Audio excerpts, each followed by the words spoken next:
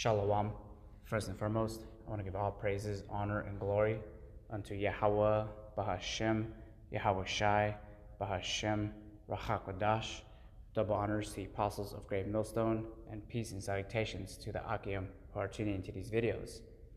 And when we do these videos, we are comforting one another to edify and to exhort one another so that we are lifted up in the spirit. Because in these last days, as all hell is breaking loose, the remnant are going to stand still, and we're going to be in a calm situation because we are trusting in Yahweh Bashem Yahweh Shai. We're trusting in the plan and the prophecies that he speaks of. We want to be included in the salvation as opposed to the judgment that is about to take place on this earth. And that's why we're going to comfort one another. And sometimes our faith is going to shake, and sometimes we may not be in the right spirit, but that is part of this constant battle that we have to endure. So that's why we have to comfort one another, and also yourself, because when you're out here in this spiritual warfare, you have to make sure that you are armored up.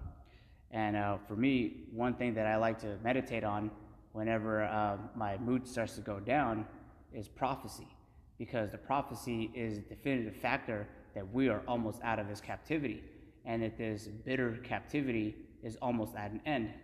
Better is an end of the thing than the beginning of it. And when we're in the kingdom, we're not going to remember all the hell that we were going through. It's going to be as if it was a nightmare that was just chased away. And so that's supposed to comfort you when you hear these words, because this message is called the gospel. It's meant to uplift you out of this dead state that we were once in. But I'm going to start in Luke 21 and 28. It says, "And when these things begin to come to pass, then look up and lift up your heads, for your redemption draweth nigh." And this chapter speaks about all the prophecies that are about to take place. And as everybody who has subscribed to the Babylonian lifestyle of here in America, they have no hope. This place is circling down the drain, and there's no balm that's going to be able to heal Babylon. So we're not seeking rest here. We're not going to try to vote for whatever party, because we know that these prophecies are speaking for a reason, and it's judgment for this place. And those who have the hopeful elect, who have ears to hear, are going to lift up their heads, because all the chaos and all the stuff that's happening, like with the wars all over there in the Middle East, Ukraine, presidents almost getting shot or whatever. All those things are just prophecy speaking, so that we of the hopeful elect can measure the times diligently and lift up our heads, because we know that all these things that Yahweh Shai was speaking about and the prophets of old were speaking about for the nation of Israel's salvation. And so we really shouldn't be in any sad state, because every day another prophecy happens, or the prophecies speak louder. And so that's why you're supposed to lift up your heads, because our redemption draweth nigh. And so I'm going to read this precept here in John 16 and 33. "These things have I spoken unto you, that in me ye might have peace. In the world ye shall have tribulation, but be of good cheer. I have overcome the world." Now, so we're under Yahweh Shai and his blood. Basically, all of our sins are going to be cleansed from us, and that you can't accuse us of anything, because we're under grace through Yahweh Shai. But we are still going to go through trials and tribulations, and you can't let those trials and tribulations overcome you. You know, they were set for you so you can go through those and endure those things, so that your faith is proven, because the Heavenly Father is examining you and putting you in the furnace of affliction, so that when you come out of that furnace, you're like as a golden wedge of Ophir, perfect gold, being formed in the image of Yahweh Shai. And so that's why we have to go through the burdens that he himself also went through. No servant is greater than his master. But you have to be of good cheer, because he overcame the world. And if we are putting the same armor that he is, then we're going to be able to overcome it also through Yahweh Shai. We're not going to be able to do this by any other man, but through Yahweh Bahashem Yahweh Shai.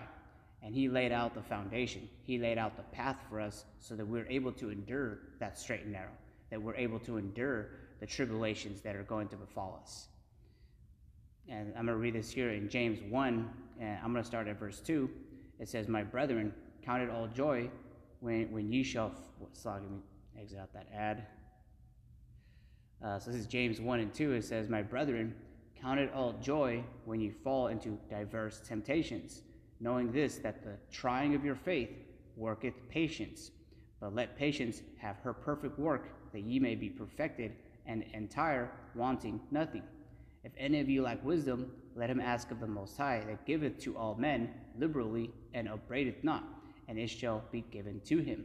And so this goes twofold for anything that you need from Yahweh B'Shem Yahushai, whether it's strength, stability, pushing off the demon of doubt off of you. You have to ask Yahweh B'Shem Yahushai for all these things so that you're able to endure these things. You're literally not going to be able to push off this depression spirit unless you're in the secret place of the Most High. Yahweh B'Shem Yahushai is the only one who's able to mend and cure you from all the woes of this society. And so, if you're lacking wisdom, ask Yahweh Shai. If you're lacking financial stability, ask Yahweh B'Shem Yahushai. And then you should be able to put your mind more on prophecy so that you're able to endure those woes. But ultimately, you have to ask Yahweh B'Shem Yahushai for these things. But I'm going to continue on in verse 6. It says, "But let him ask in faith, nothing wavering, for he that wavereth is like a wave of the sea, driven with the wind and tossed. For let not that man think that he shall receive anything of the Lord. A double-minded man is unstable in all his ways." And so we can't be double-minded. Because we have the hand on our plow, we can't look back. We can't have doubt in our minds, because that is going to be a thing that's going to creep up onto you. Out of all these wicked notions that the society is going to try to put on you, is to try to take you off of the straight path, trying to bring you back into the world, the broad gate. But you have to endure through all those. And one way to do that is through prayer and asking Yahweh B'Shem Yahushai to lift up your spirits. Even something that you could do is just read the scriptures, because it puts you in a spirit, puts you in an ancient mindset on how you're supposed to conduct yourself, how you're supposed to think and act. Because the Heavenly Father is not dealing with people who are just pitiful in a sense. He's dealing with those who have been comforted by this word, those who are cheering down and chanting down Babylon. And so I'm going to read this here in Luke 22, and let me see, I'll start at verse 31.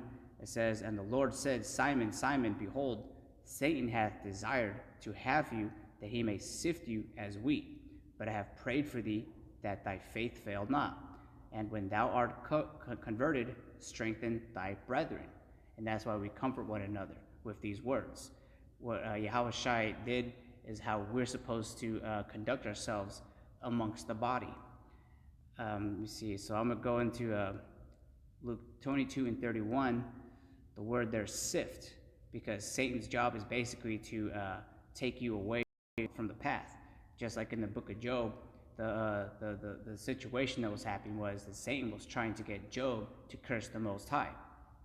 And that's something that you don't want to be doing. You want to stand strong against all the wiles of the devil. But this is what Satan's job is here to do, is to try to sift you, try to deflect you from your path, and ultimately give you the seeds of doubt. And if you go into the word sift, the Greek word is asiniazo. And the outline biblical usages is of to sift, shake, and sieve by inward agitation to try one's faith to the verge of overthrow. And this does happen to brothers. And that's why, when we're, going through our life, you have to make sure you're armored up. Because sometimes the fiery darts of Satan will get at you, but you have to be able to conduct, first aid in a sense, to be able to take those quills off of you and pray to Yahweh B'Shem Yahushai to lift up your spirits. Because that's ultimately Satan's job, is to basically slow you down, sift you, and overthrow your faith. And a precept that I read here is in the book of Sirach 30, jumping down all the way to 21. And so, we're not, one thing I want to say before I read this is we're not worried about the cares of this world. We're not invested in this world. The world doesn't love us because we're not a part of the world. So we really can't be, emotional about anything in this world. We're basically dead to this world, but we live through Yahweh Shai. So like having a heavy mind or doubt or something like that is basically means that you're not doing what you're supposed to be doing, comforting yourself with these words. So if you have like a mind of heaviness or double-minded or whatever it may be, you have to remember what these scriptures are for.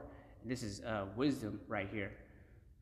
So this is in the book of Sirach 30 and starting at 21. It says, "Give not over thy mind to heaviness, and afflict not thyself in thine own counsel.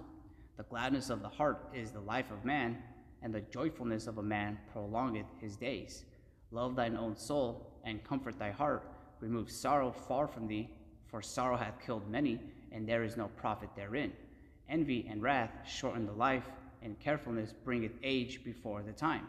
A cheerful and good heart will have a care of his meat and diet." So if you have the right mindset of salvation, like how I read this, even though we're poor, we have like the worst jobs, bad luck with situations that you have in the world, we are still lifting up our heads because of prophecy. And so we're not going to, like as that one song, nothing's going to break our stride. We're always going to have our mind on the kingdom wherein dwelleth righteousness. And we can see that that kingdom is about to be established when Yahweh Shai returns. So there's no reason to be in a pitiful downward state or have I forget how the words they call it, but basically like how the scripture is saying, giving your mind over to heaviness. That's not what you should be doing in the spirit.